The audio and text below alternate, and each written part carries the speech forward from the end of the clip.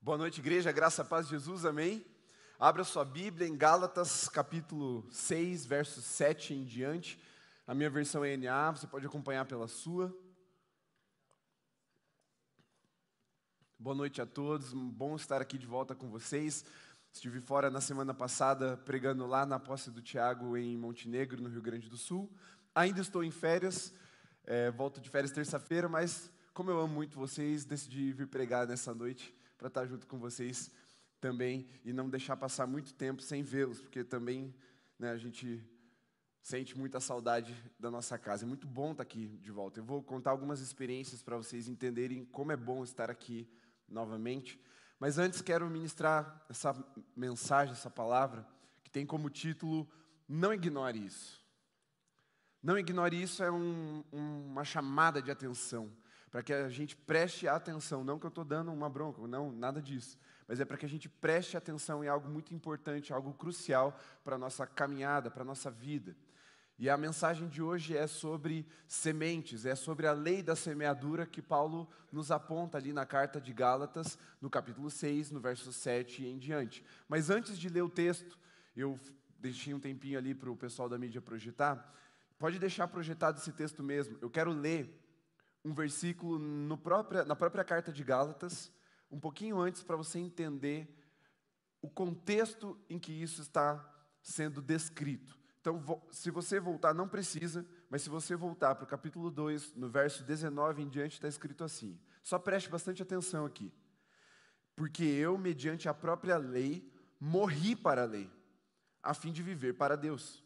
Estou crucificado com Cristo. Logo, já não sou eu quem vive, mas Cristo vive em mim. E esse viver que agora tenho na carne, vivo pela fé no Filho de Deus, que me amou e se entregou por mim.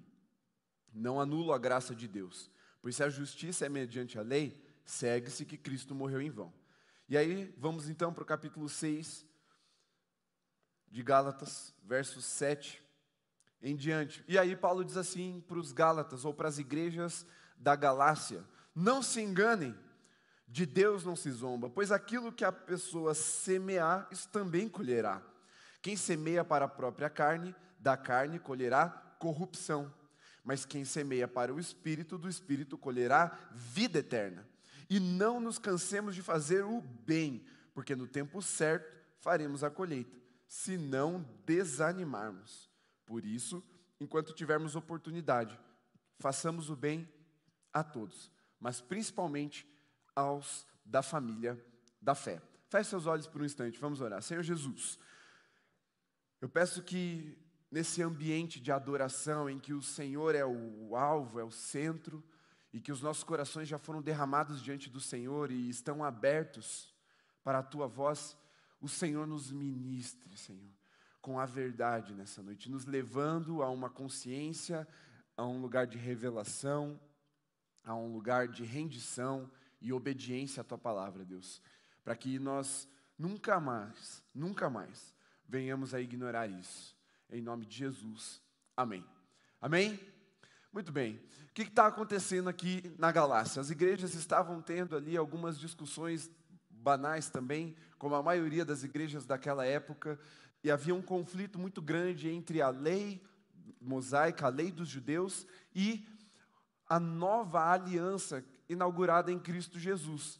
Então, quase todas as cartas de Paulo e as cartas gerais, elas citam alguma coisa falando sobre esse conflito no entendimento da antiga aliança com a nova aliança, em que momento a lei se aplicava para os gentios também ou não. E aqui na Galácia não era diferente. Os judeus que haviam se convertido ao cristianismo estavam tentando impor àqueles que se converteram a Jesus, ao Evangelho, só que não tinham a sua origem na antiga aliança em Abraão, eram de outras nações ali na Galácia, especificamente nessa carta na Galácia, que não tinham origem judaica, e eles também deveriam então ter ali o seu prepúcio cortado, não comer carne de porco, fazer parte dos rituais, aquela coisa que os judeus convertidos ainda mantinham como prática cultural e prática de fé. E aqui, depois de se desenrolar um pouco esse assunto, dizendo que aqueles que, mesmo convertidos a Jesus pela fé, não seriam salvos caso não fizessem no seu corpo a aliança que foi feita primeiramente lá em Abraão, que é o corte do prepúcio nos homens, mas também a prática das leis ritualísticas. Eles então não teriam a sua salvação, não seriam justificados, porque a lei teria supostamente esse poder. Se você cumprir tudo certinho, se for um crente bem redondinho, bem quadradinho na verdade, se for domingo certinho, chegar no horário, se você pedir bênção para a avó, você vai entrar no céu. É mais ou menos essa ideia que os judeus que haviam se convertido carregavam ainda muito na sua mentalidade de adoração. E eles tentavam então impor isso aos não-judeus que tinham se convertido, que eram irmãos na fé, mas havia esse tipo de rivalidade, de facção em quase todo lugar em que tinha judeu e não-judeu convertidos a Jesus. E aí, Paulo fala, olha, é o versículo que eu li, estou crucificado com Cristo, não sou eu mais quem vivo, agora é Cristo que vive em mim. A vida que eu estou vivendo aqui, nessa carne, eu vivo pela fé no Filho de Deus, que se entregou por mim e cumpriu a lei. Porque se eu disser que eu preciso da lei para ser justificado, eu estou negando a graça de Jesus, e eu não vou negar. Deus me livre de negar a graça de Jesus sobre a minha vida, é o que Paulo está falando aos Gálatas. E aí, nós avançamos ali para o final da carta de Gálatas, no capítulo 6, e ele vem falar do quê? De uma lei que nós denominamos lei da semeadura. Uma lei que se mostra válida ainda na nova aliança. Porque se Paulo olha para a lei e diz que ela é boa, porque seu resumo, a sua síntese é ame a Deus sobre todas as coisas e ao próximo como a ti mesmo, ela deve ser boa. Essa é a síntese. Se você espremer, se você passar a lei no negócio de fazer caldo de cana, vai sair esses 2 versículos. Ame a Deus e ao próximo como a ti mesmo. Então a lei é boa, só que ela também tem um aspecto negativo. Ela serve mais ou menos como uma lupa. Você nunca deve ter usado uma lupa, mas você sabe para que ela serve porque ela ainda é um símbolo dentro do seu software de pesquisa. A lupa é aquela lente de aumento que você segura no cabinho e aproxima. Antigamente se usavam isso para fazer algum tipo de pesquisa um pouquinho mais aprimorada num objeto. Principalmente os quem trabalha com relógio? Vou enrolar. Relojoeiro. Eles usam um tipo de lupa. E a lupa ela tem esse poder de aumento. É como se fosse o antepassado do microscópio. E a lei, ela funciona como esse tipo de lupa, como esse tipo de microscópio. Se você estiver distante, você pode até parecer bonitinho, você pode até parecer crente, mas se você chegar perto com a lei, no final das contas você vai estar condenado. Porque ninguém pode salvar a si mesmo, porque todos pecaram. Todos pecaram. Todos quebraram algum aspecto da lei. Todo mundo. Até o pastor, até a sua avó do coque, até a sua mãe que só anda de saia, até a pessoa mais crente que você já viu na vida, com exceção de Jesus, todos pecaram. Não cumpriram integralmente a lei. E a lei ela tem esse poder, como uma lente de aumento, de vir e te mostrar, ó, você não conseguiu. Você não consegue. E o que Paulo está dizendo é o seguinte, olha, a lei é boa, mas ela tem esse aspecto negativo também. Ela mostra que nós somos falhos. Por isso, a salvação só pode ser encontrada em Cristo Jesus. E a primeira coisa que nós precisamos entender aqui nessa noite é: Jesus te salvou, e não é por mérito, não é o quão bom você consegue ser, e não é o quanto da lei você consegue ou conseguiu cumprir até aqui, mas é porque Ele é bom, Ele é justo, Ele é santo, e Ele te amou. E eu não sei por que cargas d'água Ele fez isso, mas Ele te amou. Te amou com um amor tão profundo ao ponto de se entregar no seu lugar. Porque afinal de contas, se você não pode cumprir a lei, e a lei diz que aquele que peca tem como retribuição, como salário, como consequência, como fruto da sua semente pecaminosa, a morte, quem deveria estar pendurado na cruz éramos nós. Mas Jesus falou, não, eles não conseguem, vou eu. E Ele veio, vive uma vida sem pecado. Não só sem pecado, mas cumprindo toda a lei e os profetas. Ele é o cumprimento de toda a lei e de todas as profecias. Ele é a encarnação da verdade de Deus, da palavra, o verbo se fazendo carne em Jesus, para que nós fôssemos salvos. E aí ele, justo, santo, sem pecado, pendurado na cruz, quebra a matriz, dá tela azul na morte. A morte não sabe o que fazer, não pode retê-lo no lugar de morte, e Jesus ressuscita, glorioso, nos dando assim a vida eterna. E se você ainda não teve essa experiência de encontrar um Jesus que te salvou, que pode te tirar da condenação do inferno, que pode te tirar do cativeiro do pecado, do lugar de sombra e de morte, do lugar de vazio, nessa noite você precisa não mais tentar se salvar, mas nessa noite é a hora, é o dia que está marcado na agenda de Jesus para você ter um encontro com Ele e você apenas se render em fé, crendo que Ele te salvou por amor. Você precisa ter essa consciência. Agora, o próprio Jesus disse: eu não vim abolir a lei, eu vim cumpri-la. E algumas leis, elas se esgotam em prática na vida de Jesus, como, por exemplo, guardar o sábado. Jesus falou: eu sou o sábado, não precisa ser tão rigoroso como vocês estão sendo. Entendam o princípio de descanso. Eu sou o descanso de vocês, vocês podem descansar em mim. Mantenham o princípio, mas não é um rigor a se cumprir. Afinal de contas, se no sábado seu familiar precisar de você, você vai ajudar sim. Seu irmão precisar de você, você vai ajudar. Ali uma lei se cumpre em termos de prática em Jesus, mas o seu significado permanece, principalmente para o ensino, para a instrução na justiça, para a repreensão, como está escrito lá na segunda ou na primeira carta de Timóteo 3,16. Agora, vemos que ao passo que Cristo cumpriu toda a lei, ainda existem leis que estão válidas. E uma delas, Paulo está ressaltando aqui aos Gálatas, é a lei da semeadura. Por isso que Paulo começa: não se enganem. Porque ao passo que existiam legalistas, judeus que se converteram a Jesus e ficavam lá querendo impor a lei, a antiga aliança aos novos convertidos, apenas a nova aliança, também existia o outro extremo. Então, o ser humano ele é bagunçado, ele é descompensado. Ou ele está no extremo, ou ele está no outro. Nós polarizamos a vida e muitas vezes não, o ser humano tende a cair para um extremo ou para o outro. E do outro lado da balança estavam aqueles que queriam viver de forma libertina. Afinal, se é pela fé, se é pela perfeição de Jesus e pela vida dele, eu não preciso viver bem. Eu não preciso praticar o bem, eu não preciso cumprir, viver uma vida de santidade. Pela fé, então tanto faz. Aí Paulo fala: não se engane. É daqui que a gente precisa partir no texto. Não se engane. Porque aquilo que o homem semear, ele vai colher. E ele fala para os Gálatas: olha, Deus não deixa você ficar escarnecendo dele. E o que é escarnecer? Escarnecer é como se você fosse ridicularizar alguém. Levar alguém ao ridículo. Deus está falando: eu não vou deixar vocês me levarem ao ridículo. Eu não coloquei o meu filho pendurado numa cruz para morrer no seu lugar, para vocês ficarem fazendo mal.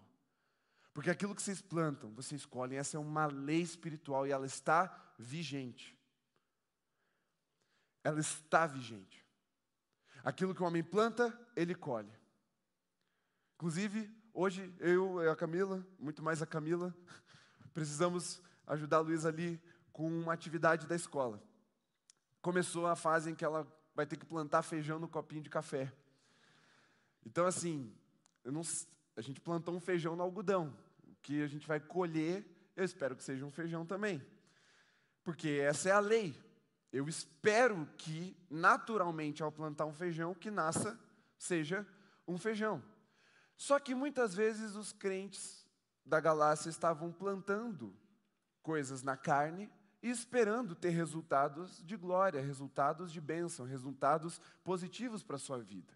E o que Paulo está trazendo à tona e falando: olha, não ignorem isso, prestem atenção. Aquilo que o homem planta, ele colhe. Essa lei vai continuar vigente até, muito provavelmente, nos novos céus e na nova terra. Nós não podemos ignorar essa lei. Porque Deus, Ele rege a história, Ele comanda a história, Ele escreve a história e Ele intervém de duas formas.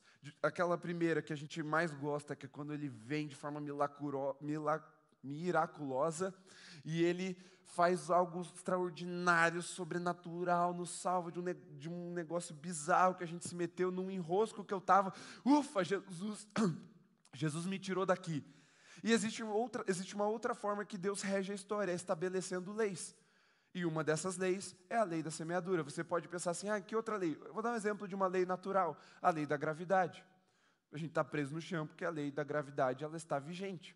Assim como a lei da semeadura. Agora, o que a gente precisa prestar atenção aqui nesse texto para entender o que é que Paulo está falando aos Gálatas? Veja só. O que fazemos hoje, presta bastante atenção, o que fazemos hoje constrói o nosso amanhã. Então, o seu amanhã, ele é uma consequência direta daquilo que você está fazendo hoje. É verdade, é bem verdade que existem muitas variáveis que eu e você não controlamos e que nós precisamos confiar em Deus. Mas uma coisa Deus está dizendo, o que o homem planta, ele colhe. Deus cuida através dessa lei espiritual da semeadura, para que as nossas ações, elas gerem resultados, elas gerem consequências. Então, o seu amanhã é consequência, ou ele é construído no seu hoje. O que fazemos hoje constrói o nosso amanhã. Agora, veja só. Quantas vezes nós pedimos para Deus realizar o que deveria ser um fruto das sementes que foram lançadas? Por exemplo, quem aqui já teve a experiência de chegar diante de uma prova surpresa ou inesperada para você, porque você perdeu o dia que a professora falou que ia ter prova, enfim.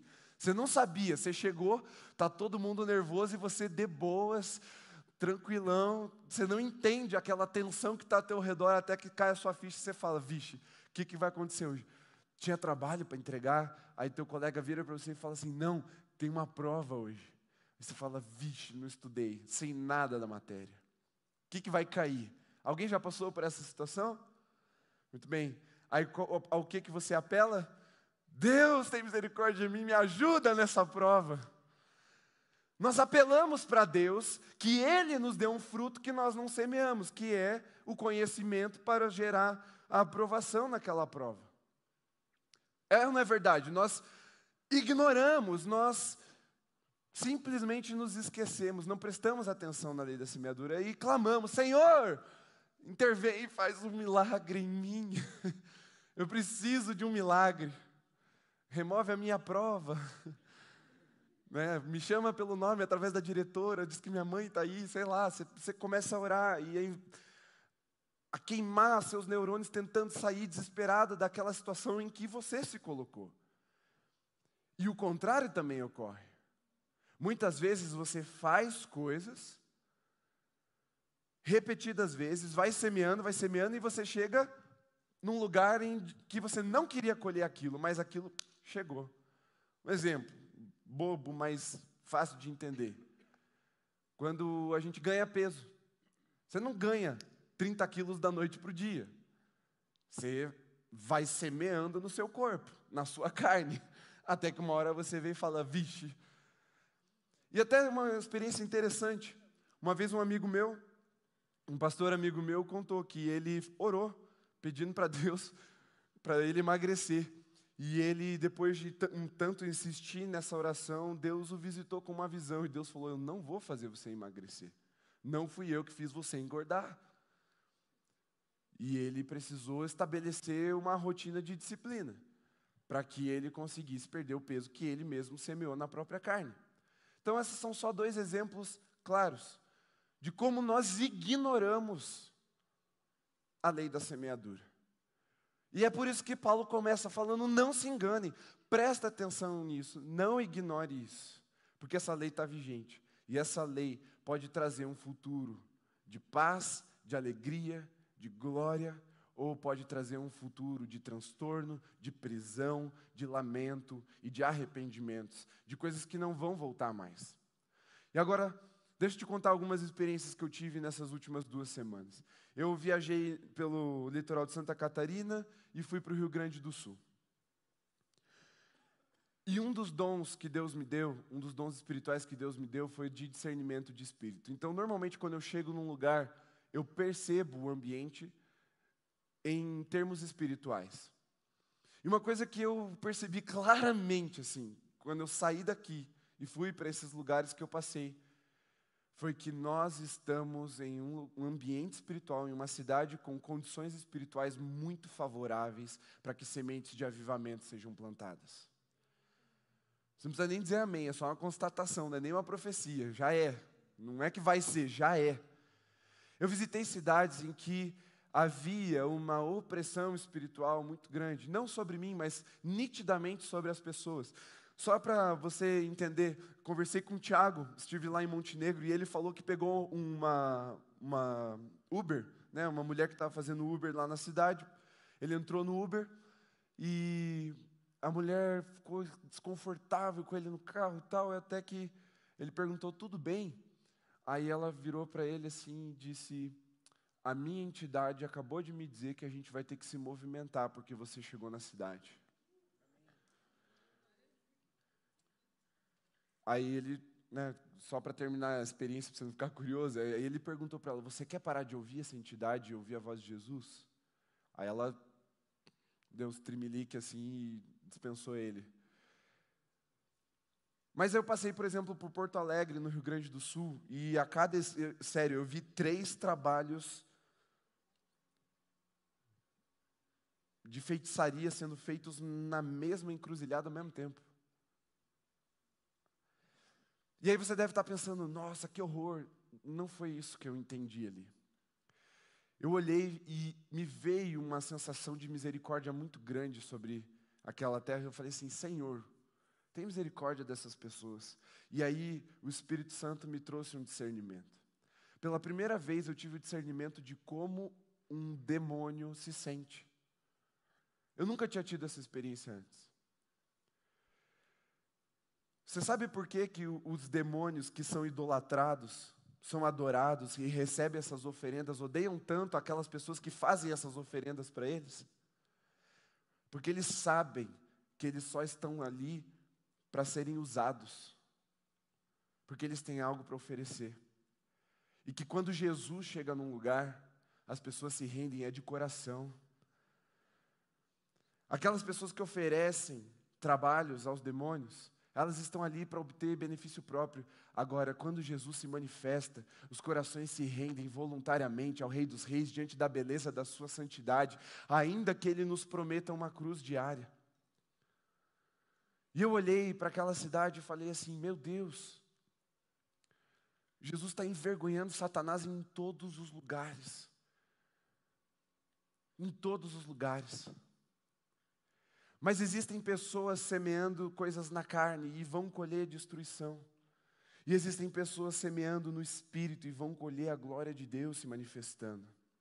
E quando eu cheguei hoje em Curitiba, o primeiro passo que eu dei para fora do aeroporto, nem era Curitiba, é São José dos Pinhais, ali Deus já falou comigo de novo.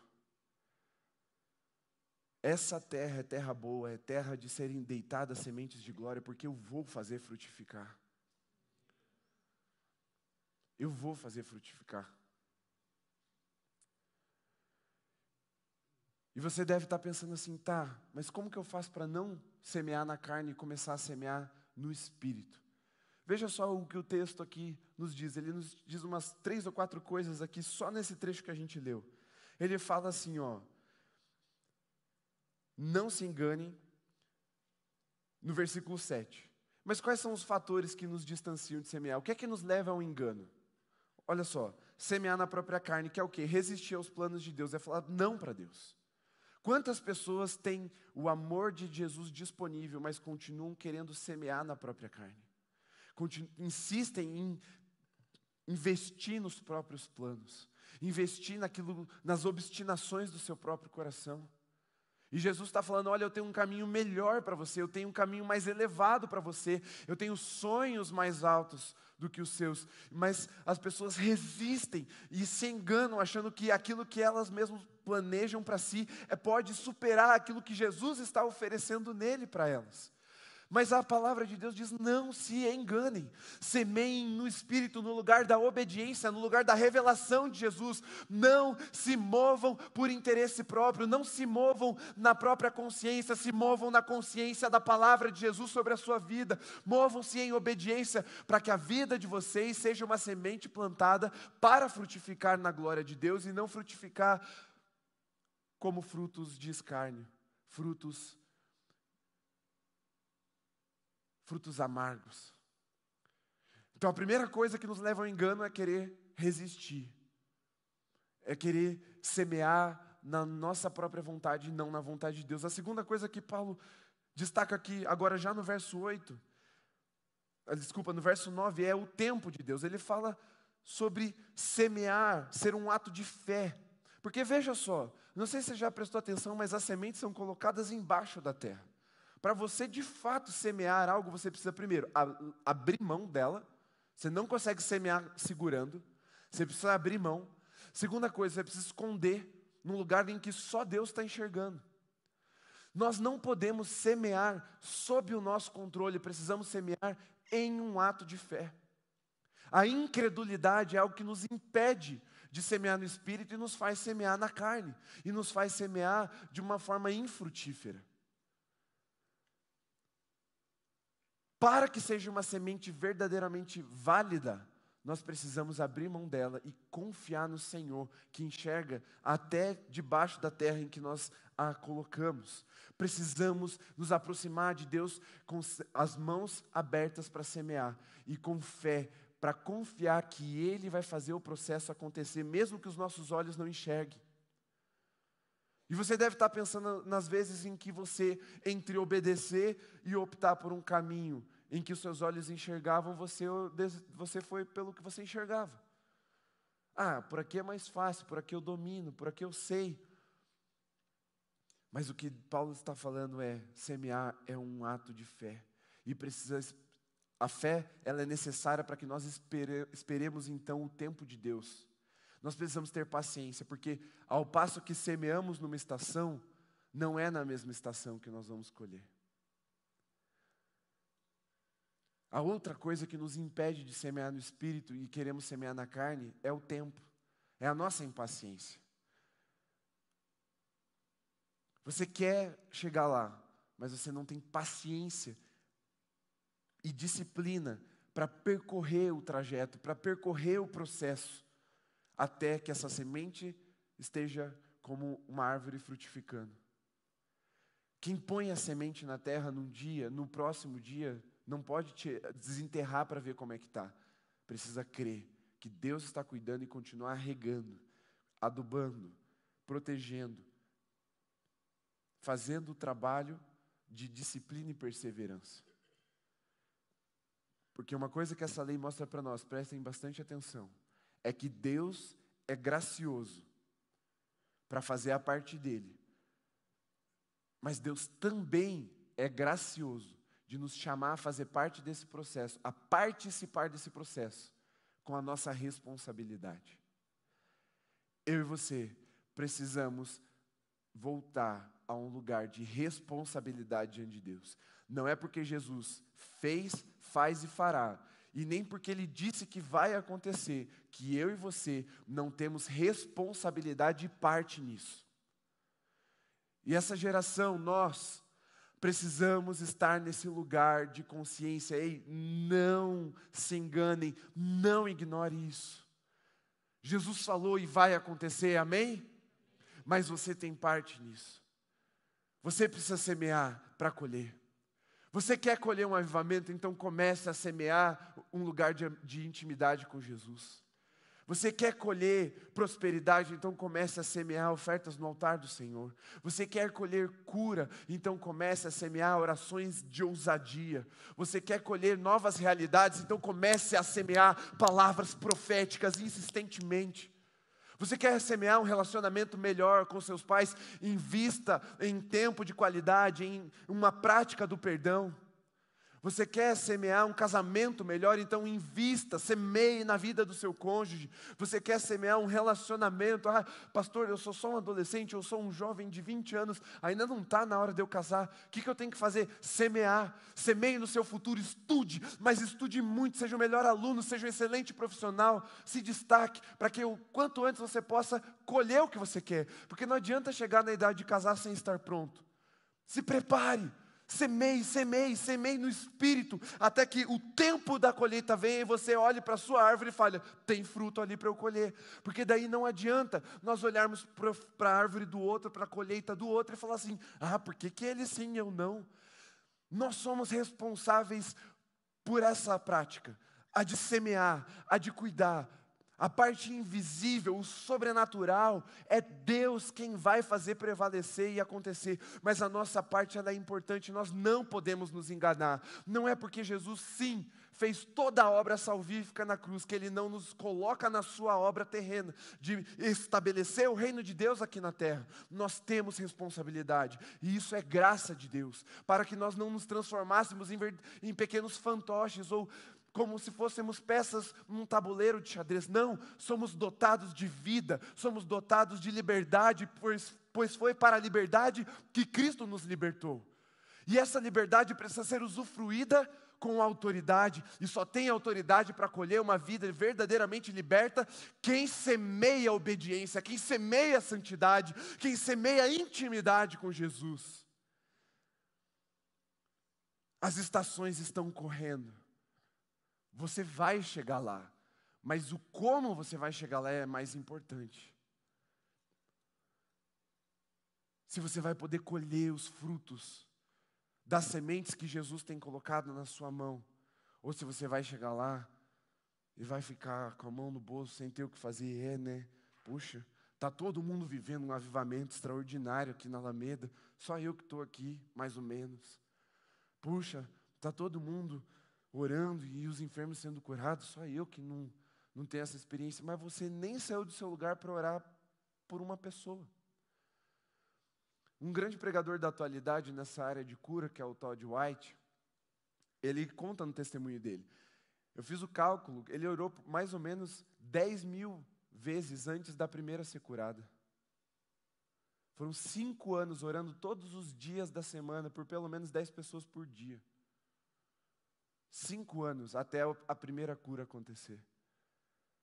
Não à toa, não à toa. Hoje ele é a maior referência do mundo nessa área de cura. Mas ninguém viu ele passando vergonha, melhor, só a filha dele, a esposa dele, viram ele passando a vergonha todo dia, orando pelos enfermos nos mercados, nas filas de banco, no emprego dele. Ele semeou no lugar de fé, semeou no Espírito.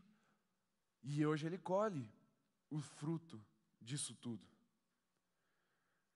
E aí eu queria que você pensasse um pouquinho. O que você quer? Sério mesmo, o que você quer para a sua vida? O que é que você pensa? O que é que você sonha para a sua vida em Jesus? No ministério, na sua profissão, para a sua família. E quando eu falo de família, adolescentes e jovens solteiros, não desviem o olhar, porque eu estou falando de vocês também. Um dia vocês vão constituir família. O que é que vocês sonham para isso? Porque as decisões que vocês tomarem agora, lá na escola, o dia que você decide colar ao invés de estudar, vai afetar o teu relacionamento no futuro. O dia que você decide dar um migué e não vir no culto para ir para outro lugar que você não deveria, vai afetar o tipo de relacionamento que você vai ter no futuro, o tipo de profissional que você vai ser, o tipo de crente que você vai ser. As estações estão correndo, a lei da semeadura continua vigente, a responsabilidade está em nossas mãos. Cristo fez por nós o que nós não poderíamos fazer, mas Ele delegou a nós a autoridade para que fizéssemos aquilo que Deus nos mandou fazer. E Deus está olhando para nós e dizendo, semeie, porque uma coisa é certa, aquilo que o homem plantar, ele vai colher. Ele vai colher. Eu vejo muitas pessoas aqui se movem com muita generosidade. rapidamente entendem a direção de Deus, vão até outra pessoa e semeiam algo na vida dos outros. Eu vejo isso acontecendo recorrentemente aqui no nosso meio.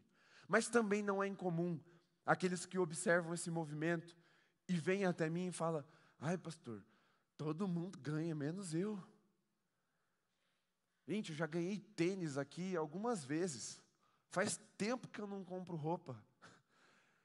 Tinha uma época, parecia que a gente estava trocando de guarda-roupa, assim, revezando.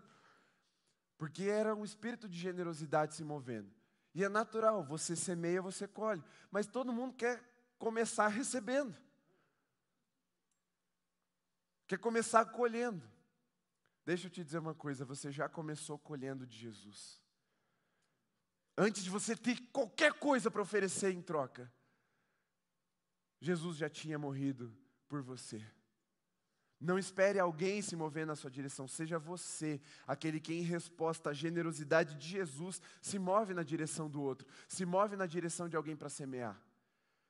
Isso que você semeia na vida de alguém, vai trazer para você reconhecimento, influência, autoridade, amizade, que é mais importante do que todas essas outras coisas.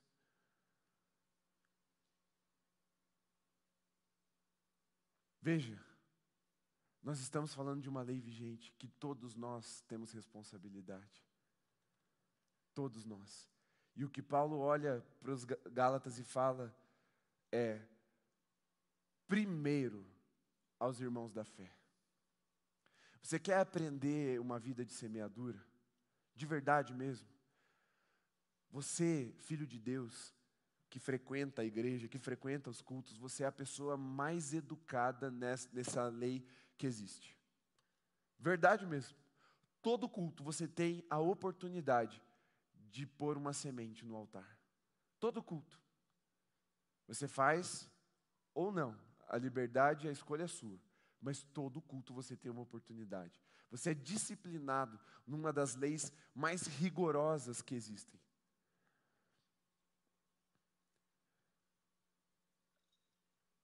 Você pode olhar para o seu irmão aí do seu lado e pensar assim: será que ele é terra boa? É terra boa, pode semear. Eu não estou falando só de recursos. Estou falando de tempo, oração, palavra de conhecimento. Deixa Deus te usar. Semeia na vida de alguém. Semeia na vida de alguém. Não ignore essa lei. Porque aquilo que você semear hoje, você vai colher amanhã. E a pergunta não é só o que você quer colher. Porque isso aí é fácil, você pode responder qualquer coisa. Você pode falar: ai, pastor, eu queria colher uma Lamborghini. Amém. Pode querer. Mas aí eu vou te perguntar: você está semeando para isso? Porque a intenção verdadeira do nosso coração não são as palavras que nós construímos para responder uma pergunta, mas são as ações que nós revelamos quando ninguém está olhando. Se no secreto você desperdiça o seu tempo com um entretenimento barato que não te rende nada, vou te dar uma dica. Você, principalmente os meninos que jogam na Steam, aquela plataforma, dá uma olhada quantas horas você já gastou em jogos. Depois olha para Jesus e diz para Ele que você não tem tempo de orar. O que você está semeando? Ah, você que não consegue uma promoção, não consegue construir carreira, se desenvolver. Olha quantas horas você está na Netflix e depois veja quantas horas você passou estudando, se preparando. Porque aquilo que o homem planta, ele colhe. Jogos, séries, filmes, entretenimento, até nos servem a um propósito de descanso. Mas eles são vazios, e se nós plantarmos vazio, nós vamos colher vazio. Hoje nós vemos uma geração que investe muito mais em videogame do que na própria formação da sua masculinidade, da sua feminilidade bíblica, para que constitua um casamento. E aí chega lá, nos seus 40 anos de idade, você tem todos os videogames na sua prateleira. Você zerou todos os jogos. Mas não tem uma pessoa para dividir o travesseiro com você, não tem filhos para dar continuidade ao seu legado. O que é que você está semeando? O que você semeia hoje, você vai colher amanhã. O pensar o contrário disso, ou forçar o contrário disso, Paulo está dizendo que é escárnio, é você tentar chamar Deus de ridículo. Por isso, não ignore isso. O que você quer de verdade? Está coerente com as sementes que você tem plantado? Essa é uma pergunta importante. Não, eu quero muito. Como é que é? Ficar igual o Siban. Mas você não acorda para ir para a academia. Aí eu vou perguntar, você quer mesmo? Será? Você quer mesmo um avivamento? O que é que você tem semeado na terra do seu coração? Você quer mesmo uma família que ame a Jesus? Você quer poder dizer, eu e minha casa servimos ao Senhor? Você quer? O que é que você tem semeado? Você quer poder dizer assim, não, eu amo a Jesus, eu sou amigo de Deus, o que é que você tem semeado? Porque aquilo que você semear, você vai colher, e eu acho que você já entendeu bem essa mensagem. Não ignore isso. De todas as leis que nós podemos passar desapercebido, essa é uma que a Bíblia nos alerta, não deixa passar desapercebido. Fica em pé aí no seu lugar.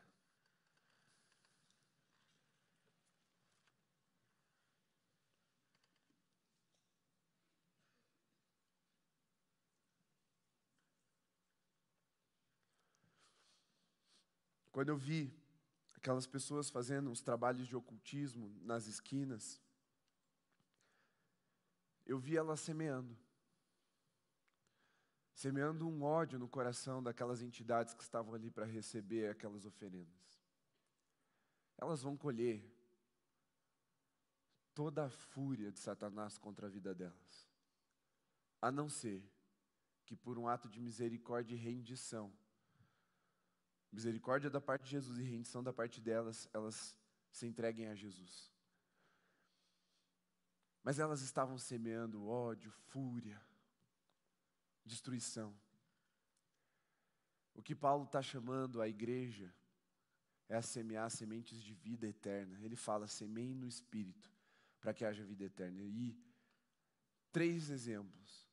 Abraão, que o Rafa citou aqui na consagração, semeou Isaac e colheu provisão. E aí eu te faço uma pergunta, quem aqui quer ter provisão para toda a sua vida? Levanta a mão. Aleluia, eu também. Mas só quem oferece Isaac pode dizer, com fé, Deus proverá. Semente. Lascou para os filhos mais velhos aí, Vini. Tem algum Isaac aqui hoje? Não, estou brincando. Segundo exemplo. O diácono Estevão. Na época que os diáconos ainda eram crentes. Cheios do Espírito. Aqui tem também, né? Estevão, o diácono. Cheio do Espírito Santo. Homem de Deus. Ele semeou a própria vida. Sendo apedrejado num lugar público. Sabe quem estava vendo Estevão morrer apaixonado por Jesus e não negando a sua fé? Sabe? O apóstolo Paulo. O jovem Paulo observava Estevão. Depois, Paulo se tornou o maior missionário de todos os tempos, o grande escritor da nova aliança. O jovem Estevão, cheio do Espírito Santo, ofereceu sua vida em favor do Evangelho. E incontáveis pessoas foram salvas a Jesus. Pela vida de Paulo, que estava lá vendo, viu aquela paixão nos olhos de Estevão, que não tremeu, não recuou, mas ofereceu a sua vida em favor do Evangelho. Você quer ver salvação ao seu redor? As pessoas que você ama, quem quer? Levanta a mão aqui. Quem quer ver salvação na cidade de Curitiba? Ofereça a sua vida para o Evangelho. Seja tu a expressão viva, a carta viva de Deus para essa cidade. O terceiro exemplo é Deus e Jesus. Deus quis salvar a humanidade. João 3,16. E ele salvou. Mas ele não colheu a salvação do nada. Até Deus respeitou a lei que ele criou. Ele semeou o filho dele nessa terra,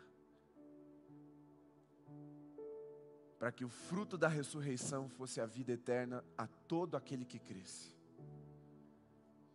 Essa lei é tão séria que até Deus a respeitou.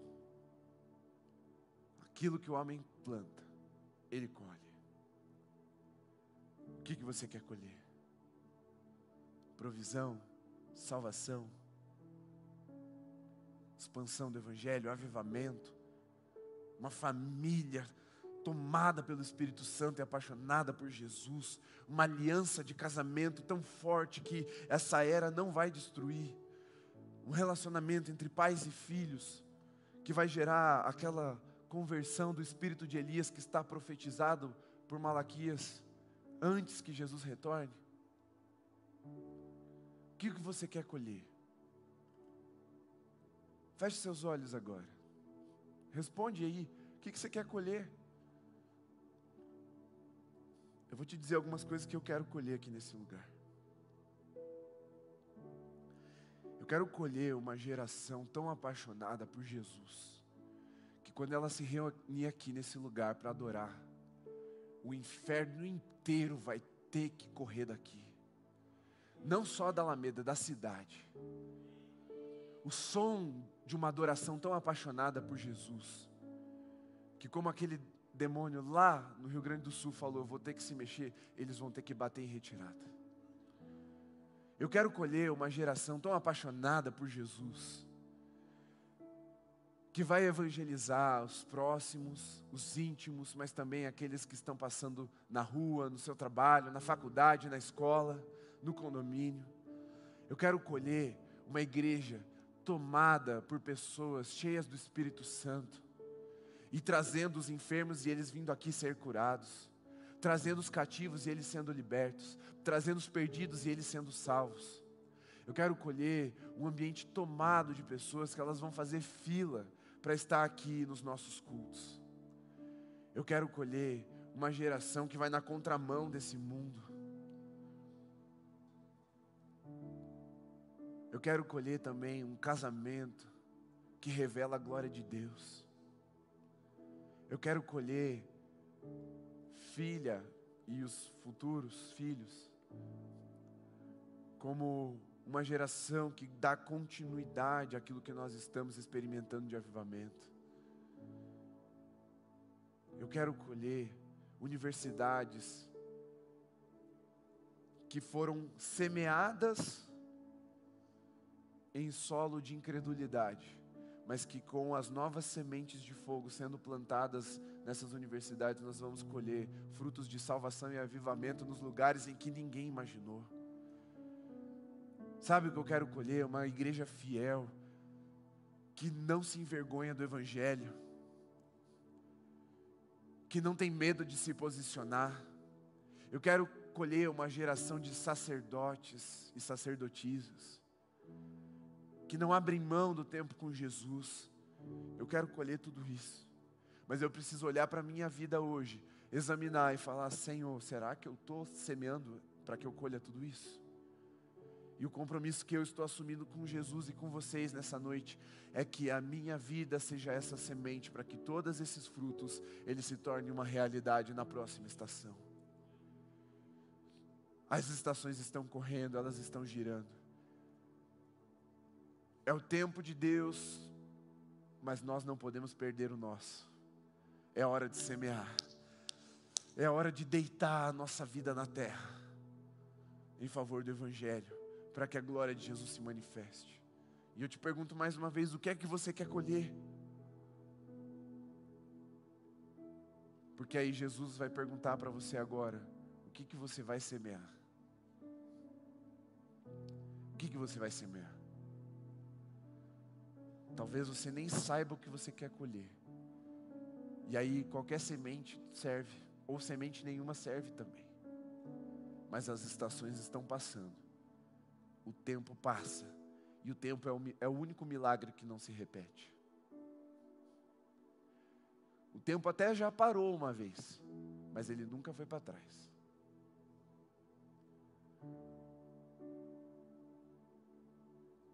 Pergunte aí para Jesus agora.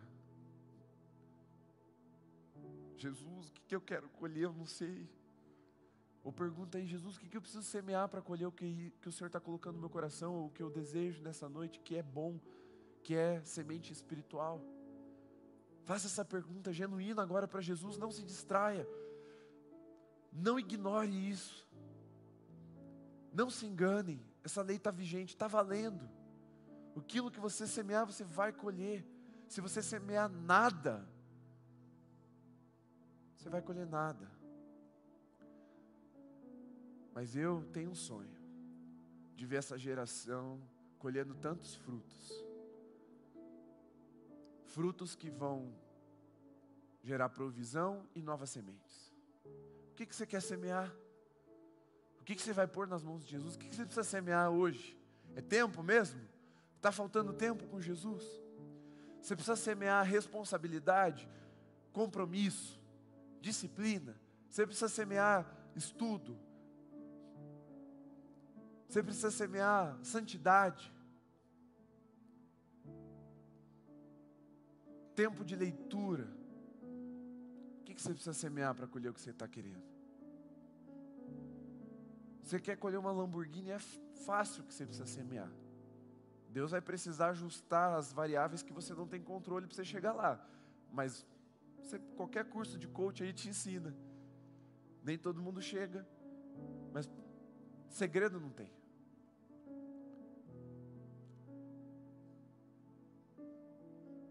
E para nós também não tem. Já foi revelado, não há segredo oculto àqueles que estão em Cristo Jesus, porque o véu já se rasgou. O que você vai semear? Poxa, você está sozinho, você quer colher amizade, o que você vai semear?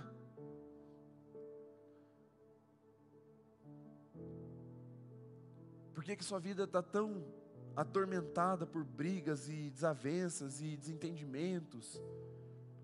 É treta atrás de treta. O que você está semeando? Aquilo que você semeia, você colhe. O que você quer semear nessa noite? Se você tem uma semente nessa noite para pôr no lugar de fé, deixe seu lugar, venha até aqui à frente, vamos orar. Assim como Abraão subiu o monte para semear Isaac, assim como Deus desceu do seu trono para semear Jesus, assim como Estevão se dobrou as pedradas para semear o apóstolo Paulo, traga a sua vida até o altar, fala: Jesus, essa noite a semente sou eu.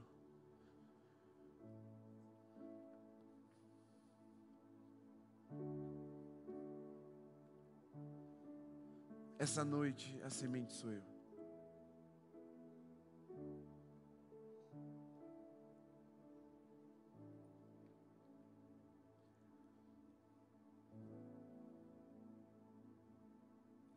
Nós podemos fazer duas coisas com a semente: comer ou plantar.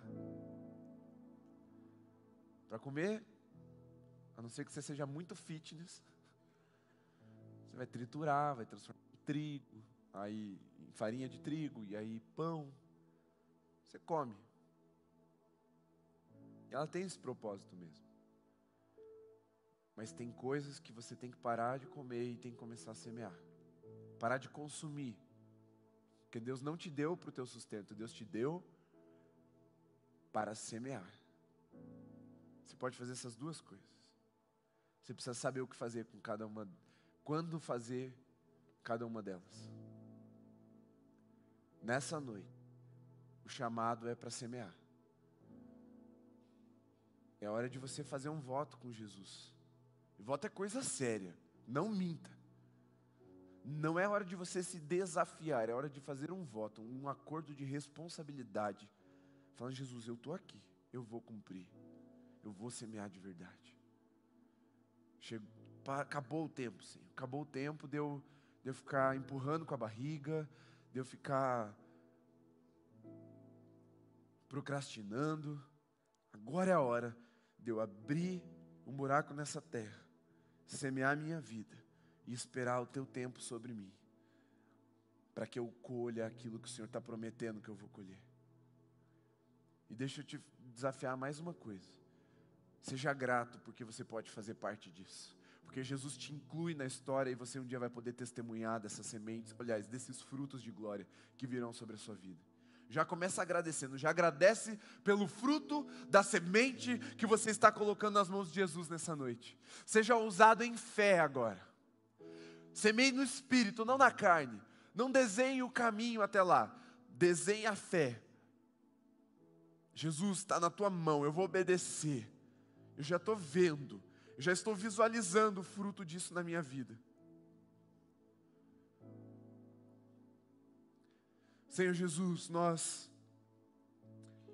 te agradecemos pela tua palavra que não nos deixa nos enganar, permanecer no engano.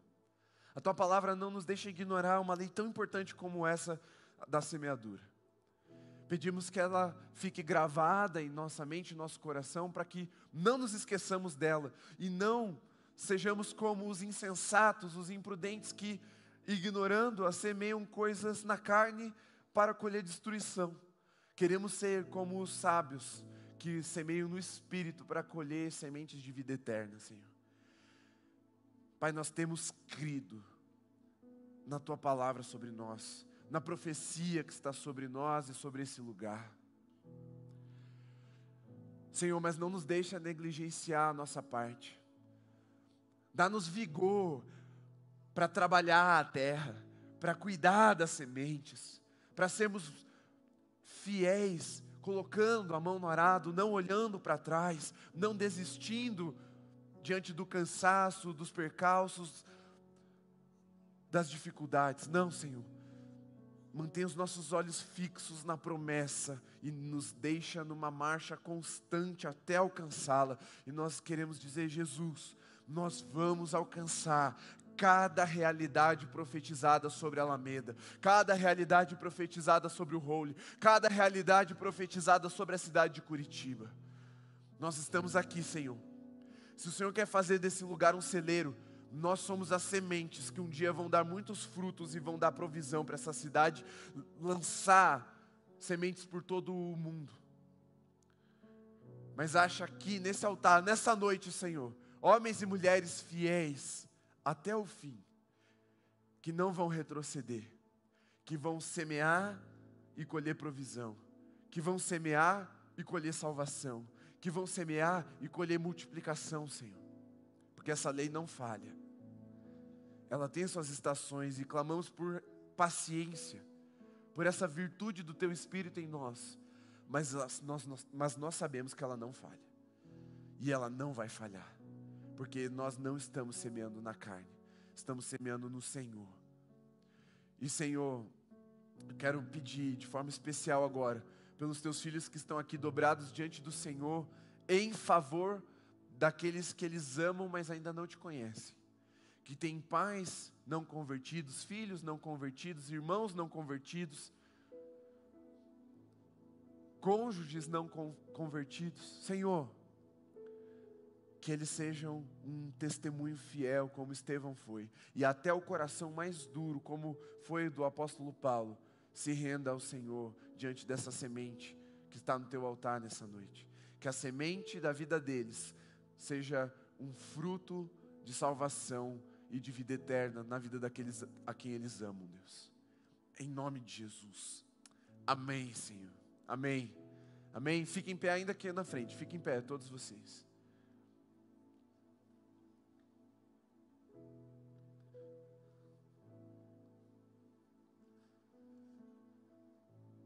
A sua semente é de fé? Amém? Se sim, levanta a sua mão assim. É de fé. Pastor, ó, a minha é de fé aqui, ó. Levanta assim, ó, chacoalha a tua semente de fé aqui, ó. Beleza. A fé, ela exige de nós algumas coisas mais do que só sentir no coração assim que vai ser. A fé, ela é mais prática do que isso. Você vai procurar alguém aqui no altar agora. uma dessas pessoas que vieram até aqui à frente, você vai compartilhar. Eu creio que eu vou colher isso. O fruto que eu quero é esse aqui. O fruto que eu me propus a semear é esse aqui. Alguém aí, qualquer um perto de você, olha no olho dessa pessoa, fala o que você semeou e o que você vai colher. E pergunta para ela o que ela semeou, o que ela vai colher. E aí vocês orem juntos agora, concordando que isso vai acontecer em nome de Jesus.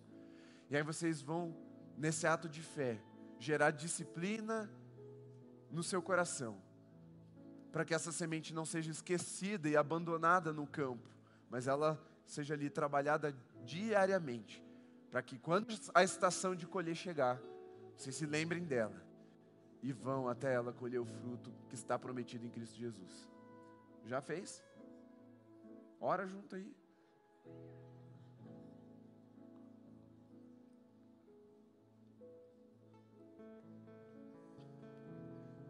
Pastor, eu quero colher uma aprovação no vestibular em medicina ou qualquer outro curso. Fala aí, fala aí. Para a pessoa que está perto de você. Pastor, eu quero colher uma promoção no meu trabalho. Fala aí também. Pastor, eu quero colher um ministério. Fala aí para a pessoa. Não, pastor, eu quero colher filhos. Fala aí para tua esposa ou para o teu marido. Quero colher bênção. Então você vai ter que abençoar os outros. Quero colher provisão. Então você vai ter que entregar o seu coração para Jesus em obediência. Você vai ter que semear a obediência. Deus tem um compromisso de prover a todo aquele que obedece. Só pode dizer, Deus proverá quem disse sim para Deus e obedeceu o seu chamado e o seu envio.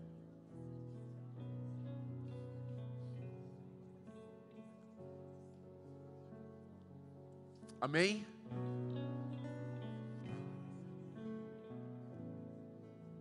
Amém, aleluia. O pessoal está orando mesmo, olha aí, deu certo. Pode continuar orando, vai lá.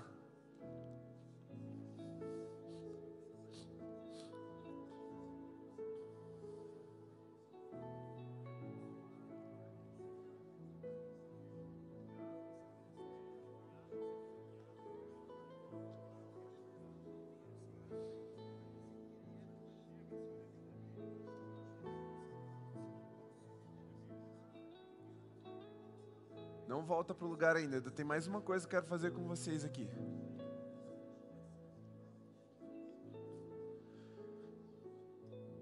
Vocês estão aqui na frente, até quem não está. Se quiser vir agora para esse momento, pode vir. Olha só. A última coisa que eu vou fazer aqui, para a gente encerrar. Alguns anos atrás, eu estava aqui, ajoelhado nesse altar, e o pastor Miguel, ele veio até mim e falou assim: Pastor Jeff, tive uma visão. E Deus me mostrou um campo que estava congelado. E abaixo desse gelo, dessa neve, tinha muita semente adormecida. E Deus mandava um fogo vindo do céu, e esse fogo derretia o gelo e a neve, que regava as sementes e as despertavam, porque havia chegado a estação de colheita. Deixa eu te dizer uma coisa. Às vezes, coisas que você semeou na fé, no Espírito, só estão congeladas porque ainda não é o tempo de Deus para que elas frutifiquem. Mas não significa que a lei falhou. Não significa que Deus não viu a semente que você plantou. Não significa que ela está escondida aos olhos de Deus. Uma hora, Deus vai abrir os céus, mandar fogo, descongelar o chão, preparar o solo, regar a semente, e ela vai despertar, e ela vai vir com um potencial de vida muito maior do que ela viria, do que no momento que você pôs na terra. Porque aquilo que eu falei, semear exige fé. Você precisa confiar que Deus sabe a hora certa da estação vir e ela crescer e frutificar. Mas eu sei que o desânimo pode vir junto com o gelo que cobre as sementes. E eu quero orar por você agora. Se você puder levantar as mãos assim bem alto. Se você está desanimado, para que você se reanime e se lembre das sementes que você já semeou. Mas se você não está desanimado, mas semeou hoje, para que você não desanime. Porque é importante, está escrito, não desanime. Você precisa clamar por fogo, para que teu coração não fique gelado, incrédulo.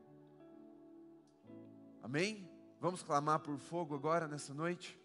Vamos clamar por fogo sobre as nossas vidas, para que o nosso coração seja cheio de uma fé sobrenatural, a fé de Deus, que não nos deixa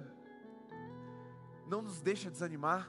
Vamos clamar por fogo. Você crê que virá fogo sobre a sua vida agora, para reavivar a semente que um dia foi lançada, para reavivar o seu coração, mas também para fazê-lo permanecer fiel, firme, constante, poderoso em autoridade. No nome de Jesus, vamos clamar por fogo. Então ore agora com as suas palavras enquanto eu vou orando. Vamos encher esse ambiente de um clamor, para que o Senhor encha esse ambiente de fogo, porque a semente do fogo celestial é uma oferta colocada sobre um altar de fé. Elias colocou a oferta num altar de fé, e ele colheu um fogo vindo do céu sobre essa oferta, e o nome de Deus foi glorificado sobre toda a nação, e Satanás foi envergonhado.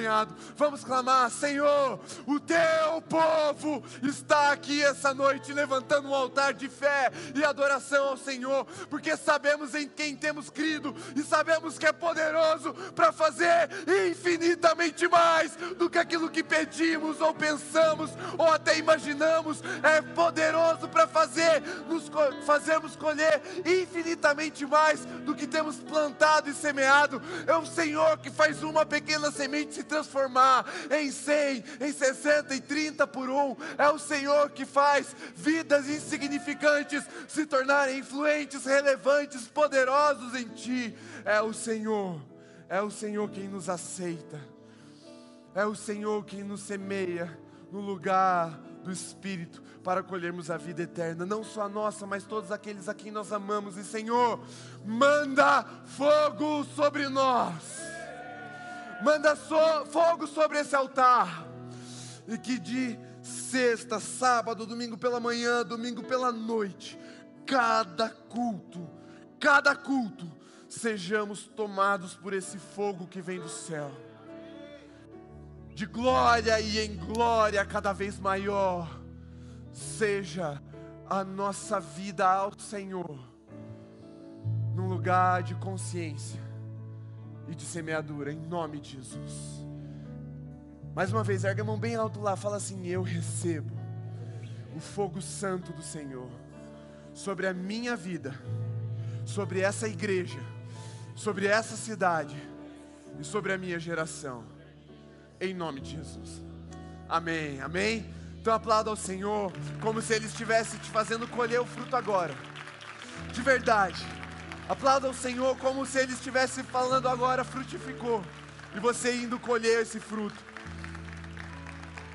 Aplauda ao Senhor com toda a sua força, com todo o seu amor, com toda a sua fé. Glorifique, porque aquilo que o homem planta, ele colhe.